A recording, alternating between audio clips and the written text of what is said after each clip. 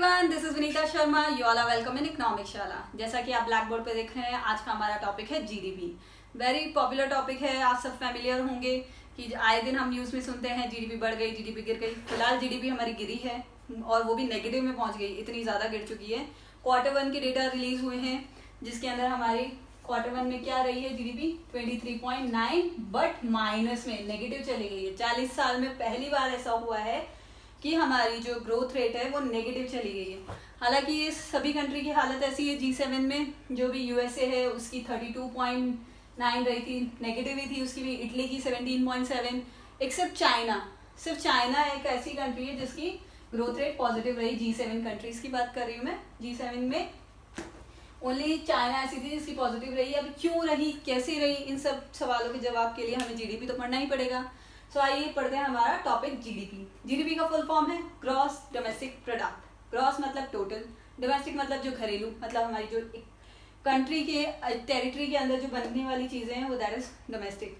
Production किसी चीज़ का होता है, गुड्स का होता है। तो जो भी जितनी भी गुड्स एंड सर्विसेज हमारी इकोनॉमिक टेरिटरी के अंदर, जो हम इकोनॉमिक टेरिटरी मतलब हमारी जो कंट्री की टेरिटरी के अंदर बनने वाली जितनी भी गुड्स एंड सर्विसेज है एक साल के अंदर, उन सभी की हम प्राइसेस, मार्केट प्राइसेस को सम कर लेंगे, then we get a one number that is GDP. ये तो हो गया आसान भाषा में कि क्या हुआ, एक साल के अंदर जितनी भी हमारी जो कंट्री है, हमारे भारत में जितनी भी गुड्स एंड सर्विसेज का प्रोडक्शन हो रहा है उन सभी की मार्केट प्राइस को हम सम कर लेंगे तो हमें हम जीडीपी मिल जाएगी। ओके, अब इको की लैंग्वेज में देखते हैं। GDP is the sum of all the market values and prices of all final goods. कौन सी गुड्स आएंगी? Final goods. इंटरमीडिएट गुड्स होती है एक और एक होती है फाइनल गुड्स। इंटरमीडिएट गुड्स के अंदर क्या होता है कि अगर हम इसको इंक्लूड करेंगे तो हमारी डबल काउंटिंग की प्रॉब्लम आ जाएगी। कैसे? Intermediate goods are those goods जो फर्दर प्रोडक्शन में काम में ली जा सके। जैसे हो गई हमारी, मान लीजिए एक फ़ोन बना रहे हैं हम, तो फ़ोन के लिए हमें बैटरी की ज़रूरत पड़ेगी और सेल की ज़रूरत पड़ेगी। तो ये बैटरी और डिस्प्ले की ज़रूरत पड़ेगी और बैटरी की ज़रूरत पड़ेगी। तो बैटरी एंड डिस्प्ले क्या हो गए? हमारे इंटरमीडिएट गुड्स, क्योंकि इनका फर्दर प्रोडक्शन में काम आ रहा है फ़ोन को बनाने के लिए। तो जब, और ये फ़ोन क्या है, फाइनली हम इसको कंज्यूम करेंगे तो ये फाइनल गुड हो गई। जिसका फाइनल कंजम्पशन किया जाता है वो फाइनल गुड्स होती हैं और वही गुड्स हमारी जीडीपी कैलकुलेट करने में काम में आती हैं। ओके, तो अगर हम इन दोनों को इंक्लूड कर लेंगे, इंटरमीडिएट को भी कर लेंगे, फाइनल को भी कर लेंगे। अब जो ये फाइनल गुड है, इस फ़ोन के अंदर इस बैटरी की, इस डिस्प्ले, दोनों की प्राइस शामिल है। अगर हम इसको भी कर लेंगे तो ये डबल काउंटिंग हो जाएगी, दोनों की प्राइस ऐड हो जाएगी। तो क्या होगा, हमारे जीडीपी के डेटा हमें सही नहीं मिलेंगे। तो इसीलिए हम सिर्फ फाइनल गुड्स इंक्लूड करते हैं। और कौन सी प्राइसेस लेते हैं? Market prices. यहाँ पे हम मार्केट प्राइसेस ले रहे हैं। दो तरह की प्राइस होती है, एक फैक्ट्री प्राइस और एक मार्केट प्राइस। ये मान लीजिए फ़ोन है, किसी फैक्ट्री के अंदर बन रहा है, तो फैक्ट्री के अंदर बना तो ये क्या कहलाएगी? इसकी फैक्ट्री प्राइस। और जैसे ये मार्केट के लिए आया तो इसमें क्या होंगे? टैक्स ऐड हो जाएंगे। जैसे ही टैक्स ऐड हो जाएंगे तो ये फ़ोन बिकने के लिए आ गया मार्केट में आफ्टर टैक्स, तो ये क्या हो जाएगी? मार्केट प्राइस, जिसकी हम प्राइस अभी पे करेंगे। ओके, तो दो तरह की प्राइस हो गई, factor price and market price, और इंटरमीडिएट गुड्स और फाइनल गुड्स। ये कॉन्सेप्ट आई होप आपको क्लियर हुआ होगा। तो GDP is the sum of all market values or prices of all final goods and services produced within the territory of a country. Territory क्या है? जो हमारा ये इंडिया का मैप है, जो इसकी जोग्राफिकल बाउंड्री है, मैंने इस पे वीडियो बनाया है इकोनॉमिक टेरिटरी पे, आप देखिएगा तो और अच्छे से क्लियर होगा अगर डिटेल में जाना है तो जैसे ही हम ये इकोनॉमिक टेरिटरी में जितनी भी चीज़ें बनेगी, हमारे गुड्स एंड सर्विसेज का प्रोडक्शन होगा, that is a GDP। Okay, उसको हम जीडीपी में कैलकुलेट करेंगे। और टाइम पीरियड क्या रहेगा हमारा? Only 1 year. एनुअली हम इसको कैलकुलेट करते हैं। एक होता है हमारा कैलेंडर ईयर, एक होता है फाइनेंशियल ईयर। तो ये जीडीपी हमारे कैलेंडर ईयर पे कैलकुलेट नहीं करते, फाइनेंशियल ईयर पे करते हैं। कैलेंडर ईयर आप सभी जानते हैं 1 जनवरी से 31 दिसंबर तक चलता है। तो इस पे कैलकुलेट नहीं होती, जीडीपी कैलकुलेट होती है फाइनेंशियल ईयर। आप देखते हैं ना कि जीडीपी न्यूज़पेपर में कैसे लिखा हुआ आती है आपको कि फाइनेंशियल ईयर फलाना 2019-20 की जीडीपी ये रहेगी, फाइनेंशियल ईयर 2018-19 की जीडीपी ये रही। तो ये होता है फाइनेंशियल ईयर। इसको क्वार्टर्स में डिवाइड करते हैं। ये स्टार्ट होता है 1 अप्रैल से 31 मार्च तक। तो इसको 4 क्वार्टर में डिवाइड करेंगे 12/3, क्योंकि इसको इंडियन तिमाही कहते हैं। तो 3 से डिवाइड करिए, कितने मिलेंगे? 12 डिवाइडेड बाई 3, 4 मिल जाएंगे quarters. Q1, Q2, Q3, Q4। अभी गवर्नमेंट ने रिलीज किया Q1 के डेटा विच इज 23.9 नेगेटिव में। तो ये क्यों जारी करती है क्वार्टर्स में डेटा? ताकि हमें इकॉनमी की परफॉर्मेंस पता चल सके कि इकॉनमी कैसा परफॉर्म कर रही है। जैसा कि दिख रहा है नेगेटिव चली गई, मतलब इकॉनमी बुरा परफॉर्म कर रही है, तो इसके लिए गवर्नमेंट एक्सपेंडिचर की ज़रूरत है, नई योजनाओं की ज़रूरत है। इसी वजह से ये क्वार्टर में डेटा रिलीज़ किए जाते हैं ताकि इकॉनमी की परफॉर्मेंस ट्रैक कर सकें।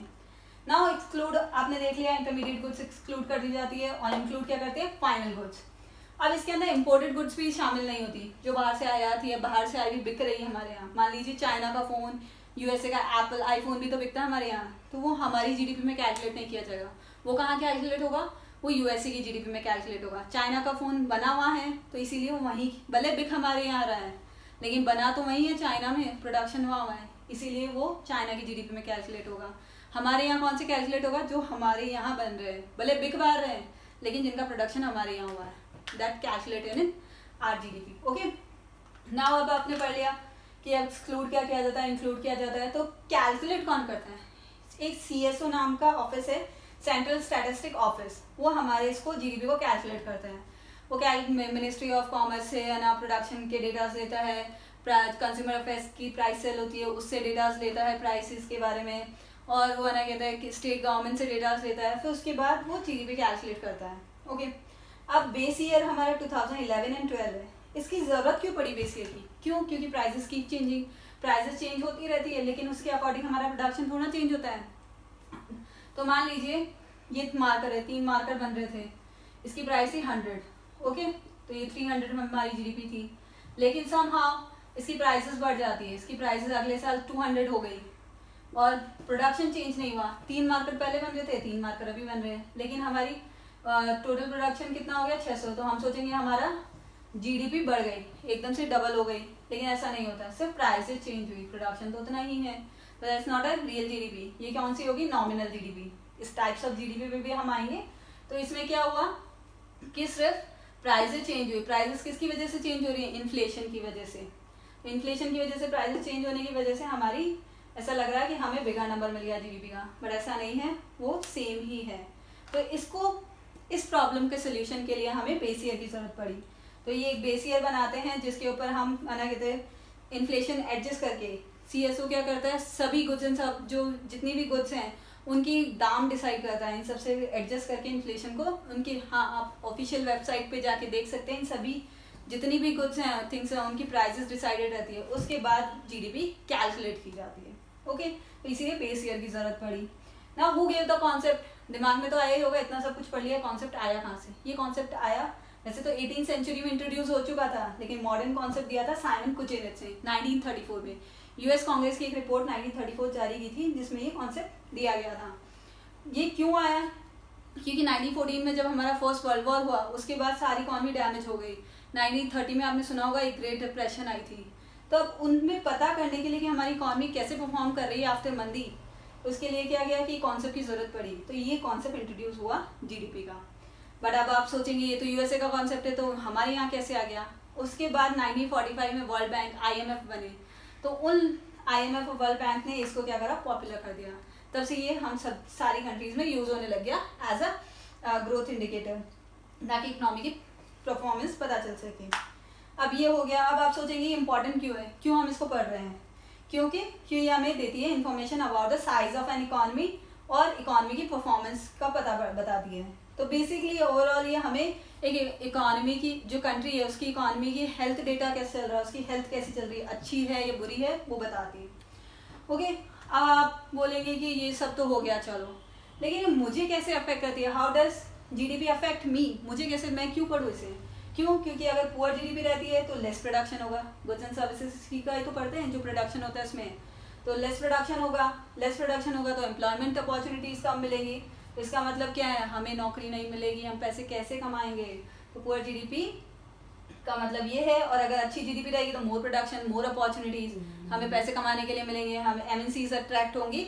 तो इसी वजह से ये इस तरीके से हमें अफेक्ट करती है। अगर हमें नौकरी करनी है तो हमें अच्छी जीडीपी चाहिए। Okay, now types of GDP, 2 तरीके के जीडीपी होते हैं, एक तो नॉमिनल जीडीपी, एक रियल जीडीपी।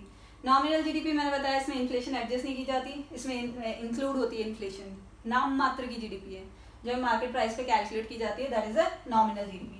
रियल जीडीपी क्या है, कांस्टेंट प्राइस जो बेस ईयर पे कैलकुलेट की जाती है, that is a real GDP. इसमें इन्फ्लेशन को एडजस्ट करके इसके प्राइसेस डिसाइड किए जाते हैं, that is a real GDP. अब कुछ कंपोनेंट्स होते हैं, अब इसके मेथड्स भी होते हैं कैलकुलेट करने के, 3 तरह की अप्रोचेस होती है, बट वो हम नेक्स्ट वीडियो में डिस्कस करेंगे।